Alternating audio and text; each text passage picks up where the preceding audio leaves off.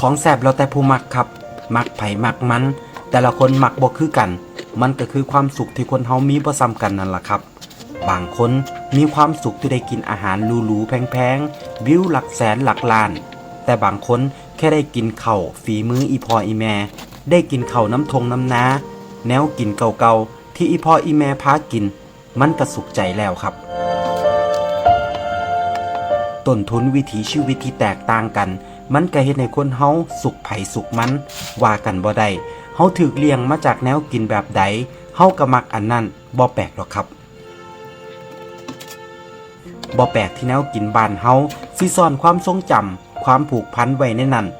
กินไปคิดฮอดบ้านไปคิดพอสมัยแต่กี้แต่ก่อนคิดฮอดตอนออกไปหามาอยากมากินเฮาเคยผูกพันกับแนวกินอันใดไปอยู่ไกลบ่ได้กินคือเก่าเฮาก็อยากหวนคืนกลับมากินมันอีก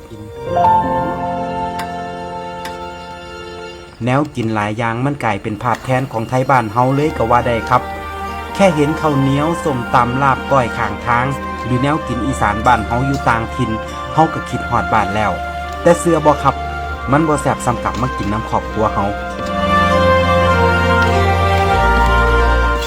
บ่เคยบอกว่าแนวกินบ้านเฮาดีกว่าไทยอื่นแค่อยากบอกว่าสำหรับเฮาแล้วแนวกินฝีมือ